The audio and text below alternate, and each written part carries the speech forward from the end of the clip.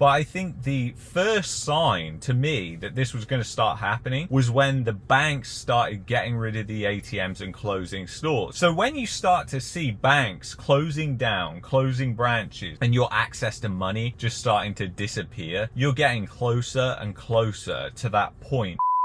So I'm here in the UK and I wanted to give you my thoughts. We're literally leaving here tomorrow. I've been here a significant amount of time and I just wanted to kind of get my thoughts to you guys on what's going on here, because I think that the UK in many different respects is like looking ahead of what's coming in Canada, what's coming in the United States, and I've especially seen that when it comes to a cashless society. So the UK is very much moving towards a cashless society. It's actually scary how fast this is happening. And just to give you a backstory, the reason why a cashless society would be pushed by banks is because that cash is the only constraint on banks. Those of you that have been to banks in Canada and requested to withdraw a lot of cash will know that the banks don't have a lot of cash, and even if they do have the cash, they're not going to want to give it you. They're going to prefer to give you a draft or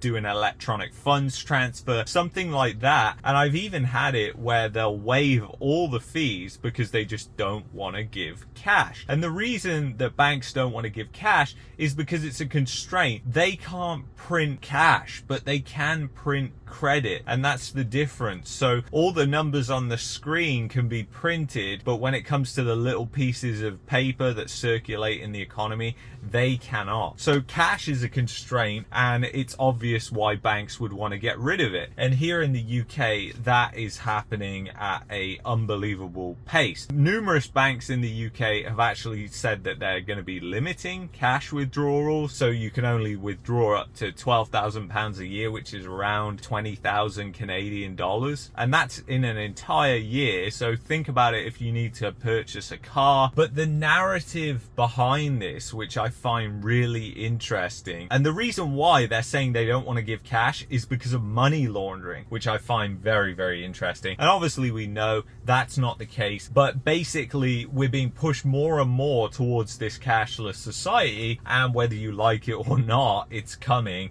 I mean, the utilization of cash has significantly dropped in Canada, the United States, and here in the UK since the pandemic. You'll notice that really it's only older people that are still using cash, and cash really does have a lot of utility, especially for small transactions. I think that going to everything for cards is ridiculous, because when you think about the fees that these companies charge, like Visa and MasterCard, there are a lot of fees involved for the actual person selling the goods or the service. So, and those companies are obviously getting rich. But like I said, the banks don't want to have to deal with cash, so they're just being allowed to limit cash withdrawals and then paying in money. A lot of the banks are shutting down here in the UK. So there is loads and loads of banks where they're shutting the branches. This is happening in Canada too. We're seeing more and more branches that are closing all over the country, and the same thing is happening here in the UK as well. You're seeing more and more banks that are shutting, but the problem is,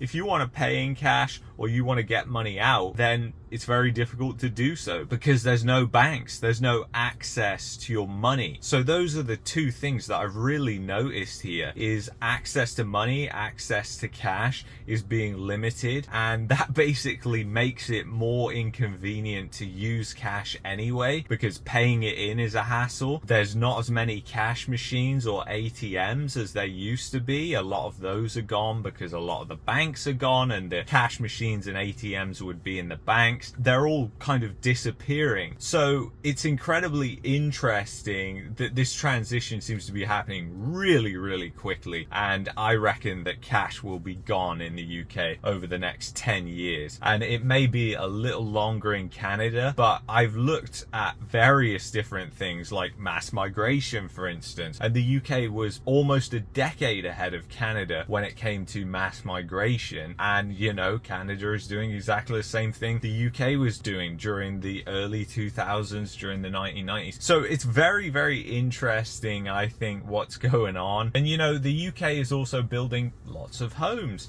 There are lots and lots of new homes that are being built all over the place. The Conservative government has done a good job of breaking up the kind of NIMBYism that was in the UK before this. Sounds familiar because this is exactly what's going on in Canada right now. And basically, obviously, we're going to see exactly the same thing happen in Canada. It's not going to fix anything. This build that you keep hearing from a certain politician, it's not going to fix the housing prices. It's literally a free market thing that needs to happen in order for the housing prices to get back to a normal level. And that starts with the government not intervening, not providing liquidity in the mortgage market, scrapping mortgage insurance, getting rid of all these things that encourage the banks to lend mortgages over lending to small businesses, which just leads to this unproductive economy that we're in right now. And that's why the living standards are collapsing so much in Canada right now, is because the lack of productivity, the lack of growth, all the investment money that has gone away from private businesses creating goods and services and into housing because people are just speculating. It's just become a casino, essentially. It's kind of crazy because you've seen the same thing happen here. Whilst I've been in the UK as well, I've kind of been thinking more and more about what you can do in terms of a plan B, because things are going to get really gnarly. And when you think about the way things are going in terms of digitalization of everything, the fact that we're heading more and more towards this cashless society and a central bank digital currency, and basically surveillance is just going to be everywhere. There's going to be nowhere to hide for anybody, and privacy is just going to be completely out the window. And that's all coming. And I just find it hilarious that the government is now coming forward and the banks are now coming forward and they're saying we're doing this actually because of money laundering. And that gave me an interesting thought, because, you know, the fact that they are saying that, okay, two major banks in the UK are saying we're going to limit your cash withdrawals is significant to me, but it's not really being published many places. It's only in the Financial Times and a couple of places. You won't find any big stories, and it's because the banks control everything. The banks are the main source of funds for advertising for the mainstream media. The banks provide liquidity for the mainstream media.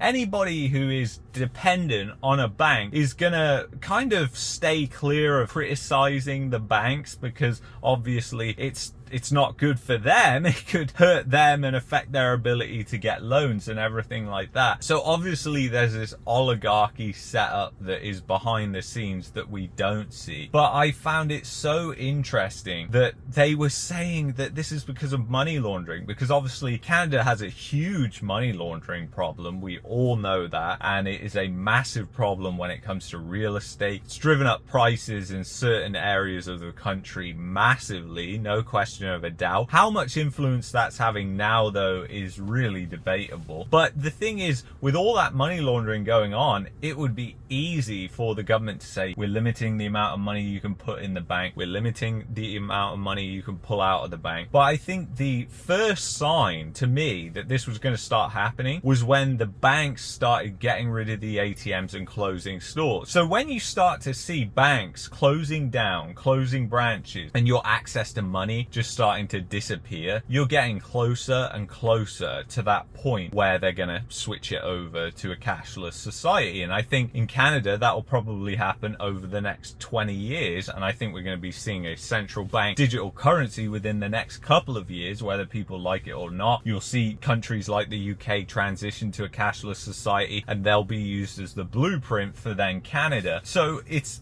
so interesting to me, everything that's going on, because you look at different countries, they're at different points in the cycle, and I think it's important to just kind of look around and zoom out of Canada, look at other countries, see what's going on, have an open mind, and don't kind of think the worst all the time. I mean, I always try and actually think more optimistically, believe it or not. People will be surprised about that on this channel, but in most cases, unfortunately, you just see it for what it is, and then it's like, oh yeah, it's not so optimistic, it's never rosy, it's always bad. I want to thank you so much for watching this video. video. If you've enjoyed this, I'd highly recommend you watch this video. If you're looking for a VPN, go to expressvpn.com/marketmania. I will see you in the next one. Take care.